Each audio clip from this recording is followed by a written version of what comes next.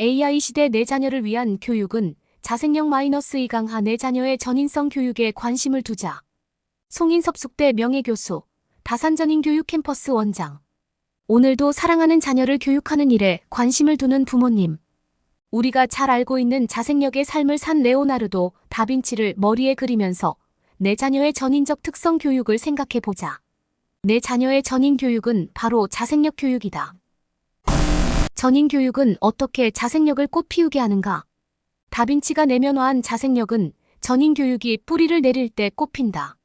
전인 교육이란 지식이나 기능 교육에 치우치지 않고 인간이 지닌 모든 자질을 전면적으로 조화롭게 발달시키는 것을 말한다. 내 사랑하는 자녀의 전인 교육을 이해하기 위해서는 반드시 거쳐야 하는 인물이 있다.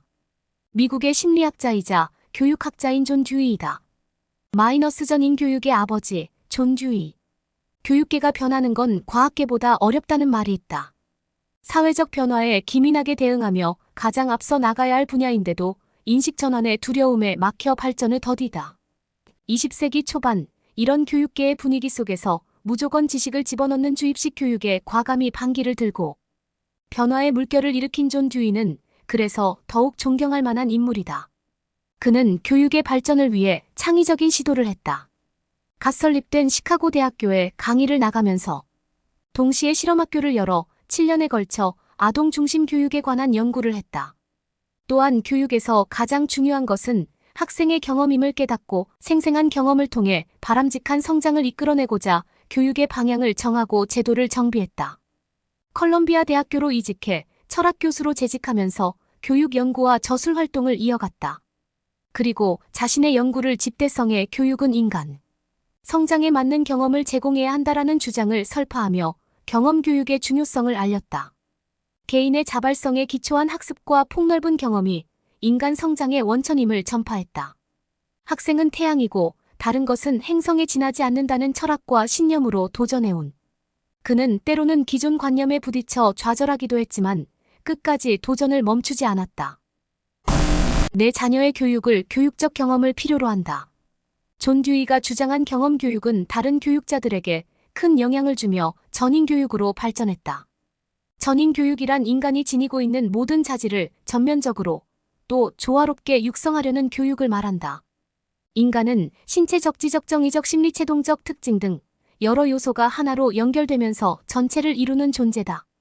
그런 이유로 지적, 정의적, 심리체동적 학습은 따로따로 이루어지는 것이 아니라 유기적인 관계를 맺으며 상호작용하는 것이 옳다. 이런 사고방식은 인간의 성장 발달이 통합적으로 이루어진다는 점을 인식한 이후에 더욱 가속화되었다. 학습자인 내 사랑하는 자녀가 갖고 있는 모든 자질을 조화롭게 육성하려는 전인 교육을 달리 표현하면 아마도 이렇게 말할 수 있지 않을까? 내 사랑하는 자녀가 어떤 변화나 상황에서도 대처할 수 있는 전인적 특성을 만드는 교육이라고 말이다. 우리는 지금까지 4차 산업혁명이라는 격동의 변화를 대처할 수 있는 능력에 대해 이야기해왔다. 그렇다. 전인 교육은 어떠한 변화에도 능동적으로 대응하는 능력을 말하는 자생력의 교육이다. 여기서 오해하지 말아야 할 점은 내 사랑하는 자녀의 전인 교육이 단순히 모든 것을 두루두루 잘하는 것을 추구하지 않는다는 점이다. 교육에서 추구하는 전인은 인간적인 성숙을 뜻한다. 지덕체를 조화롭게 갖춘 사람, 뭐든 잘하는 게 아닌 어떤 분야든 편견 없이 바라보고 온전하게 느낄 수 있는 열린 감성을 지닌 자생적 사람을 일컫는다. 안타깝게도 전인 교육은 사회가 점점 경쟁 체제로 바뀌면서 사실상 이름뿐인 허울로만 남았다. 특히 우리나라의 경우 입시 경쟁이 워낙 치열하다 보니 전인 교육은 뒷전으로 밀려났다.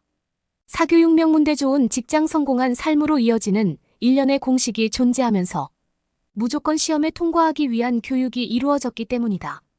전인성이 빠진 교육은 학습자를 공부하는 기계로 만들었다. 지적 능력에만 치중하다 보니 어떻게, 왜? 라는 생각을 하지 못하게 되었다. 30년간 강단에서 학생들을 가르쳤지만 세월이 지나도 엄마가 원해서 선생님이 권해서 전공을 선택했다는 제자들의 대답을 들을 때면 잘못된 교육의 위험성을 실감한다. 내 사랑하는 자녀의 미래 생존 능력인 자생력을 극대화하려면 틀을 바꿔야 한다. 그리고 그 틀은 전인 교육이 기반이 되어야 한다. 전인 교육이야말로 균형적으로 인간의 능력을 발달시켜 잠재 능력을 강화하기 때문이다. 내 사랑하는 자녀가의 교육은 부모의 자녀에 대한 깊은 관찰이 그 무엇보다 중요하다. 내 사랑하는 자녀는 어디에 관심이 있고 흥미를 가지며 무엇을 할 때 몰입하는지를 통해 자녀의 특성을 이해하는 부모의 자녀에 대한 깊은 관심이 자녀 교육의 시작이다. 이를 통해 내 자녀는 전인적 성장을 통해 자생력을 갖게 된다. AI 시대 내 자녀를 위한 교육 방법 자생력 -3강 AI 시대 E-CLIP로 내 아이의 감성적 창의 주도성을 키우자. AI 시대의 인간의 전인적 잠재성. 제임스 코넌트. 종합적인 능력을 갖춘 전인적 인간 교육. 존 듀이 말고도 전인 교육과 맞닿아 있는 인간 잠재성의 중요성을 강조한 이가 있다. 미국의 교육자이자 전 하버드 대학교 총장 제임스 코넌트다. 그는 AI 시대의 새로운 인재상에 대한 사회적 요구를 설파하며 하버드 대학교 최초로 문이과 구분 없는 자유전공학부를 개설했다. 자유전공학부 개설을 시도한 데에는 그의 제자이자 조교였던 토머스 쿤이 쓴 책 과학혁명의 구조의 영향이 지대했다. 물리학과에 입학한 쿤은 화학자이면서 과학사에도 조예가 깊었던 코넌트 총장의 조교로 임명되었다. 이후 인문사회 계열 대상의 자연과학개론 교육과정을 만들면서 자연과학뿐 아니라 철학, 심리학, 언어학, 사회학 분야에서도 폭넓은 독서와 토론으로 인문학적 소양을 쌓게 되었다. 이러한 통합적인 지식의 융합이 쿤으로 하여금 과학혁명의 구조에서 패러다임의 개념을 정립하도록 이끌었다. 그는 패러다임의 출현은 지식의 오랜 축적에 따른 변화가 아니라 예상치 못하게 오는 혁명적 단절에서 온다라고 주장했는데, 이는 혁명적 단절 시대에 요구되는 새로운 인재상에 대한 화두를 던졌다. 코넌트 총장은 혁명적 시대 변화에 필요한 인재상을 고민했고, 제자가 쓴 책에서 깨달음을 얻어 전인적 인재를 양성하기 위한 길을 걸을 수 있었다. 그 결과물이 문이과의 통합, 학문 간의 통합이었고, 생각을 넘어 감성적 창의력을 만들어낼 수 있는 인재, 점과 점을 잇는 선을 연결하고 자신만의 내면을 만들어내는 인재, 감성적 창의성을 가진 인재라는 미래 인재상이었다. 코넌트 총장 역시 새로운 인재는 전인 교육의 바탕 위에서 감성적 창의성의 덕목을 갖추어야 한다고 말하고 있다. 여기서 눈여겨봐야 할 점은 듀이나 코넌트 총장, 물리학자 쿤이 공통적으로 전인적 잠재성이 바탕이 되어야 한다고 강조한다는 점이다. 이들은 단순히 지식이나 기술이 아닌 종합적인 능력을 갖춘 전인적 인간을 길러내는 교육을 강조하고 있다. 자생력은 전인 교육이라는 땅 위에 뿌리를 내리고 그로 인해 우리는 자생력 있는 인재들의 성장을 목격할 수 있다. 전인은 어떻게 자생력을 뿌리내리게 하는가? 인간 행동의 전이란 한 분야에서 학습된 지식과 기술이 다른 분야에 자연스럽게 전파되어 영향을 주는 것을 말한다. 자생력은 이 전이에 의해 확산된다. 미국 심리학자 해리 할로 박사는 교육심리학에서 일반적이라는 개념을 내세웠다. 나쁜 공부 습관이 일반적으로 다른 교과에도 부정적 효과를 미치는 것처럼 좋은 공부 습관 역시 다른 교과에 긍정적 효과를 준다는 주장이다. 한마디로 좋은 습관을 익히면 그것이 다른 분야에도 전이되어 더불어 상승 효과를 낸다는 것이다. 그렇다면 전이는 어떻게 이루어질까? 사람의 전이 현상과 관련한 논의는 지능에 대한 논의에서부터 시작해야 한다. 하버드 대학교 심리학 교수이자 지능지수에 대한 학문적 기여를 한 하워드 가드너 교수는 인간의 능력은 평균 20가지 이상이라고 말하는데 이를 가리켜 다중지능이라 한다. 가드너의 다중지능 이론은 사람이 다양한 능력을 잠재적으로 갖고 있다는 생각을 심어주는 계기가 되었다. 이후 그는 인간의 특성을 9가지로 나누면서 적성과 관련된 메시지를 던졌다. 가드너가 주장한 9가지 다중지능은 구체적으로 언어지능, 논리수학지능, 시공간지능, 음악지능, 신체운동지능, 개인내적지능, 대인관계지능, 자연탐구지능, 실존적지능이다. 다중지능은 누구에게나 잠재되어 있고 이 중 한두 가지가 두각을 보일 뿐이다. 어떤 지능지수가 유난히 높을 때 다른 것이 가려지거나 개발되지 않아 쏠림 현상이 나타나는 것이다. 그러니 이들 중 특별히 두각을 나타내는 지능이 있다고 해서 그것만 강조하는 것은 타당하지 않다. 한 가지 특성만을 강화하는 것은 효율 면에서도 다른 지능을 골고루 개발시키는데 역효과를 가져오기 때문이다. 하지만 설령 한 가지 특성으로 강화시킨다 해도 자연스럽게 다른 특성에도 영향을 미치게 되는 게 전이의 특징이다. 따라서 나머지 지능도 균형 있게 섭렵하고 발전시키는 것이 전이 현상을 일으키고 더 나은 능력의 발달로 이어질 수 있다. 앞서 감성적 창의력인 자생력은 인간의 능력을 조화롭고 균형 있게 발전시키는 전인 교육을 토대로 향상된다고 말했다. 자생력은 한번 뿌리를 내리면 전이에 의해 다양한 잠재 능력이 골고루 발현되도록 돕는다. 여기서 한 가지 궁금한 점은 전직이 자유롭고 수시로 직업을 이동해야 하는 4차 산업혁명 시대에 자생력을 갖추고 있다면 관련 능력을 키우는 시간을 단축시킬 수 있을 것인가다. 답은 두말할 것 없이 그렇다이며 이는 인간 행동 전이에 의한 것이다. 18세기까지 인류 문화의 근간이었던 농경사회에서 가장 중요한 역할을 한 사람들은 농부였고 그 비중이 컸다. 19세기에 들어 산업혁명이 일어나면서 자본가들이 생산수단을 소유하고 대량 생산, 대량 유통 체제의 산업시대가 펼쳐졌는데 이때에는 공장 노동자들이 사회의 주를 이루었다. 20세기 후반에 들어서는 컴퓨터와 정보통신 기술의 보급으로 정보와 지식이 발전의 원동력이 되는 정보화 시대로가 펼쳐졌고 이때부터 지식 노동자가 주를 이루었다. 이 시기부터 오늘에 이르기까지 우리는 하나의 직업을 갖기 위해 그 분야의 전문 지식과 기술을 최대한 많이 축적하는 교육에 상당한 공과 시간을 들여왔다. 그런데 세상은 또 한 번 변화를 앞두고 있다. 직업 간의 이동이 수차례 나타날 것이라고 예측되는 변화무쌍한 시대가 다가온 것이다. 앞서 살펴본 것처럼 자생력은 전인 교육을 토대로 함양되며 이 능력은 인간의 잠재적 능력인 동시에 전이의 특성이다. 자율적이고 무의식적인 반복 현상이 일어나는 것이다. 이러한 전이 현상은 시시각각으로 변하는 시대에 능동적으로 대처하는 잠재력과 관계 있다. 나아가 이는 직업 세계에서뿐 아니라 삶의 모든 영역에 작동해 주체적 인간으로 성장할 수 있게 만들어준다. 궁극적으로는 자신의 잠재력을 발휘하여 자아를 실현할 수 있는 밑거름으로 작용한다. 전인 교육으로 뿌리를 내리고 전이에 의해 발달하는 감성적 창의력인 자생력, 우리는 왜 내 자녀 교육을 위해 지금 여기에 집중해야 할까? 그 답을 자녀를 둔 부모님과 함께 찾고자 한다. 우리는 알고 있다. 우리 자녀가 살고 있는 세상은 우리 성인이 경험한 세상과 다르다는 사실을 매 순간 느끼고 있다. 우리 자녀에게 자생력 교육을 통해 내일의 주인이 되게 할 필요가 있다. 감성적 창의력인 자생력을 위한 E-CLIPEMOTIUNAL 크리에이티브 리더십 임프루브먼트 프로그램은 바로 AI 시대에 자생력을 교육하는 출발이며 성장하는 우리의 자녀를 교육하는 힘이다. AI 시대에 내 사랑하는 자녀가 전인적 성장을 통해 감성적 창의력을 극대화하는 일에 부모님과 함께하는 시간을 만들고자 한다. AI 시대 내 자녀를 위한 교육은 자생력 -4강 감성적 창의력. 왜 자생력인가? 10년 후 아이들의 직업이 AI에 대체될 것이며 전 생애에 걸쳐 78의 직업을 바꿔야 한다는 전망도 나온다. 진화하는 AI를 지배할 수 있는 역량을 길러야 생존할 수 있다는 목소리도 드높다. 경제의 중심은 생산에서 지식으로 넘어왔고 창의성의 시대로 접어드는 가운데 아이들은 디지털 네이티브 키즈에서 AI 네이티브 키즈로 변모하고 있다. 이러한 대전환의 시기에 다음 세대는 미래의 역량을 길러야 한다.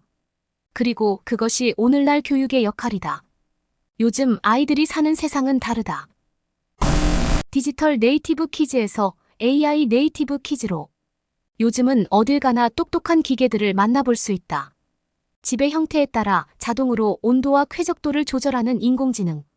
에어컨, 유동인구가 많은 대로에서 사람의 움직임을 인식하여 렌즈를 회전하는 스마트 CCTV. 사진을 잘 못 찍는 사람이라도 베스트샷을 찍을 수 있게 자동 설정되는 인공지능 카메라가 탑재된 스마트폰. 공항 이용객을 돕는 인천공항의 안내. 로봇 에어스타 등 인간의 삶의 질을 한 단계 높일 수 있는 바탕에는 인공지능 AI, ARTIFICOALINTALRIGENCE 있다. 인공지능은 시스템에 의해 만들어진 지능이다. 쉽게 말하면 인공적으로 만든 지능을 기계에 준 것인데 기계가 스스로 생각하고 판단하고 행동하도록 한 것이다. 1930년대부터 시작된 생각하는 기계를 만들겠다는 인류의 꿈은 1956년 처음 AI라는 용어가 등장하면서 날개를 단 듯했지만 지능 프로그램의 개발이 어려워지면서 1970년대까지 침체기를 겪는다. 인류의 꿈에 다시 활력을 불어넣은 것은 1980년대의 인간의 신경망을 흉내 내 프로그램으로 구현한 인위적인 지능을 떠올리면서부터다. 하지만 또다시 한계에 부딪힌다. 막대한 정보량을 처리할 수 있는 기반이 없었기 때문이다. 그리고 드디어 1990년대에 인터넷의 발달과 함께 대량의 정보를 처리할 수 있게 되면서 생각하는 기계는 비약적인 발전을 거듭하기 시작했다. 인간이 생각하고 판단하듯이 기계가 알아서 하면 어떨까? 아마도 이런 질문에서 출발했을 법한 인공지능은 100년 가까운 시간을 거치며 오늘날 우리 생활 곳곳에 침투하게 되었다. 2016년 이세돌 구단과 구글의 AI 알파고 바둑 대결. 전 세계인이 목도한 인공지능의 승리를 기억할 것이다. 2016년 3월 구글의 AI 알파고가 이세돌 구단과 바둑 대결에서 압도적 승리를 거두는 모습은 앞으로 인류의 역사에 인공지능이 얼마나 큰 부분을 차지하게 될지를 암시하는 예고와도 같았다. 아마 이 사건으로 인공지능이라는 네 글자가 전 세계인의 뇌리에 깊이 박히지 않았을까 싶다. 인공지능 분야의 세계적 권위자인 뉴사우스웨일스 대학교 토비 월시 교수는 저서 생각하는 기계 AI의 미래에서 2050년 인공지능이 만들 10대 미래 변화를 밝혔다. 하나, 자율주행 자동차 시대 정착. 둘, 컴퓨터 가정 의료 시대. 셋, 가상과 현실이 뒤섞인 하이퍼리얼 시대. 넷, 컴퓨터가 인간을 채용하고 해고하는 시대. 다섯, 모든 지시는 음성 대화로 진행. 여섯, 인공지능 범죄의 유행. 일곱, 로봇 스포츠팀 등장. 여덟, 무인 수송 시대 보편화. 아홉, 로봇의 뉴스 제작 및 보도. 10. 대역 로봇으로 영생의 꿈 도전. 이들 중에는 우리가 현재 경험하고 있는 기술도 많은데 인공지능이 가져온 편리함이 그저 감탄스럽다. 하지만 작용과 반작용 법칙처럼 인공지능에 눈부시지만 급속한 발전을 두고 우려와 불편을 호소하는 목소리도 존재한다. AI의 안전성 문제는 번번이 대두되어 왔다. 실제로 미국에서는 테슬라의 보급형 자율주행차가 사망사고를 일으키기도 했다. 또한 기존 일자리가 사라지고 인간의 자리에 기계가 대신할 것이라는 불안감은 영화에서도 종종 그려져 왔다. 어른들조차 인공지능의 잠재적 위협을 두려워하고 비약적인 변화에 어찌할 바를 모르는데 이제 막 인공지능을 접하게 된 아이들은 얼마나 혼란스러울까. 그런데 재미있는 사실은 어른들이 기계와 인간을 서로 대치하는 지배와 피지배의 관계로 받아들인다면 아이들은 인공지능을 친구 또는 반려의 대상으로 받아들이고 있다는 점이다.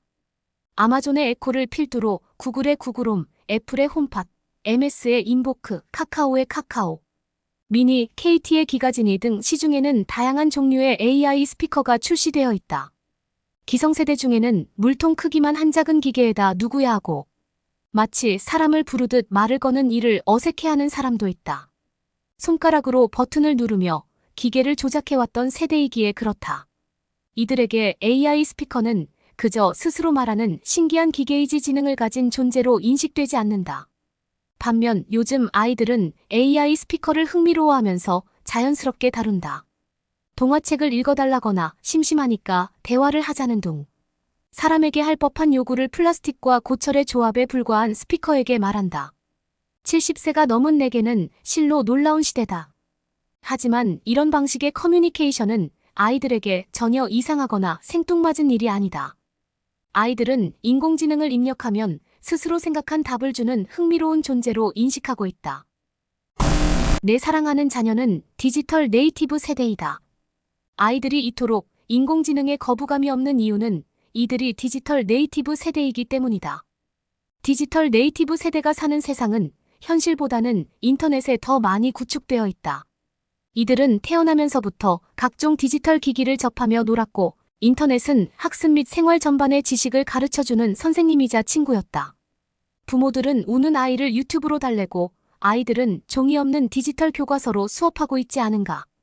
아이들에게 이런 삶을 선사한 존재는 단연 스마트폰이다. 스마트폰은 물리적 한계를 넘어 모바일로 가상 공간에서 사람들을 연결했고 폭발적인 정보를 만들어냈다. 그 정보량은 인류가 지금까지 쌓아온 지식과 비견되는 수준이다. 영국의 경제주간지 이코노미스트는 스마트폰 없이 살 수 없는 신인류를 지혜가 있는 인간이라는 의미의 호모 사피엔스에 빗대 포노 사피엔스 지혜가 있는 전학이라 명명하기까지 했다. 물론 부모 세대 중에도 스마트폰이 없으면 하루 종일 불안에 시달리는 사람도 적잖은 것을 보면 성인 중에도 포노 사피엔스에 속하는 이들이 상당하리라 추측된다. 오늘날의 부모 세대인 3040층은 이전 세대인 5060층보다 인터넷에 익숙하지만 향유 기간은 조금 짧은 편이다. 그리고 3040층은 전 세대가 일군 산업화의 과정을 어느 정도는 눈으로 지켜보며 성장했다. 당장 본인이 살던 동네에 고층 아파트가 들어서고 새로운 도로가 뚫리며 곳곳에 첨단 과학이 접목되는 변화를 보고 자랐다. 반면 3040층의 자녀 세대는 바깥 세상의 변화보다 인터넷 세상에서 일어나는 상점벽해를 생생히 경험했다. 하루에도 수천 개의 새로운 애플리케이션이야 앱이 개발되고 이전보다 발달한 온라인 서비스를 즉시 체험하며 인터넷 속의 자아를 꾸준히 만들어왔다. 사람을 사귀고 인간관계를 확장해 나가는 일마저 인터넷에서 한다. 아이들은 이미 인생의 절반을 인터넷 세상에서 살아왔고 앞으로는 더 많은 시간을 그 세상에서 보낼 것이다. 이런 변화 속에서 아이들은 디지털 네이티브를 넘어 이제는 AI 네이티브로 거듭날 시점에 직면해 있다.